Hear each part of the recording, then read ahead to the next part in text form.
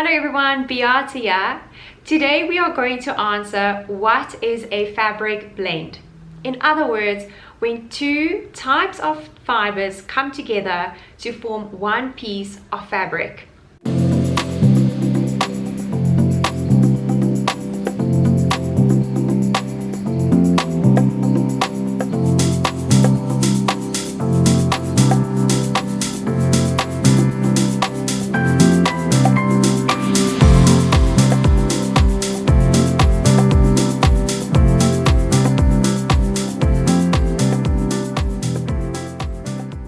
Throughout season 1 and season 2, almost all of the episodes were dedicated towards one type of fiber, except for episode I think 2, 3, and 4 of this season, when we had a look at the grouping of natural fibers, semi-synthetic fibers, and synthetic fibers. We haven't spoken about fabric blends all that much or in depth. And I think it is a very important discussion to have, because most of the fabrics and most of the clothing that we buy today is most likely a combination of more than one fiber. First, let's try and answer what is a fabric blend. Then we'll go into why it is being done. And then lastly, finish off with the benefits thereof. I will try and leave timestamps down below so you can skip forward to the part that's most relevant to yourself. If you are not familiar with the world of textiles or work inside of the industry, something like this might make you think that this is a fabric blend because it's got different colors, there's different blocks, it almost looks like a combination of gray, white, and black. But this is not a fabric blend. This is just as a result of the way that the fabric was woven together. Yarns of black and white was woven in a specific way in order to create this pattern of this dress. All of this is one type of yarn, but being in two different colors. So for example, this could be 100% cotton, but some of the yarns were black and the others were white. This does not make up a fabric blend. It is still 100% cotton dress.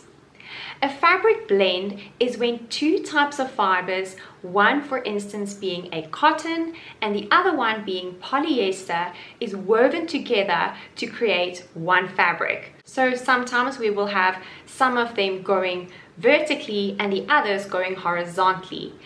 That creates a fabric blend. Or more commonly, each yarn is made by blending the fabrics together already. So almost thinking of twisting two hairs or two pieces of string together to create one thicker piece of string. Fabrics are either knitted or woven by using yarns such as this. If we have a look at this yarn up close with a magnifying glass, we might look at something similar to this. This shows that two pieces were twisted together in order to form a piece of rope. In a similar way this was twisted, two types of fibers are twisted together in order to form a new piece of yarn.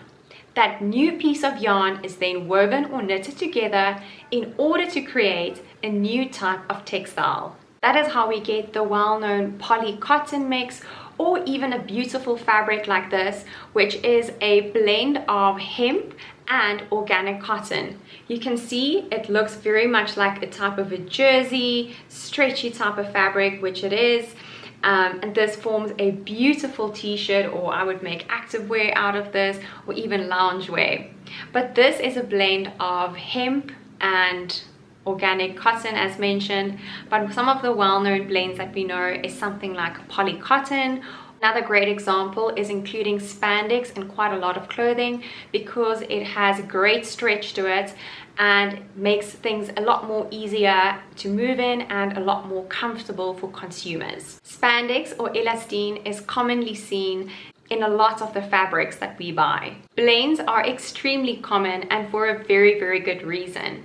And I love working with blends myself. So why do we have so many fabric blends? One, it could be to cheapen the fabric. In other words, drive down the cost.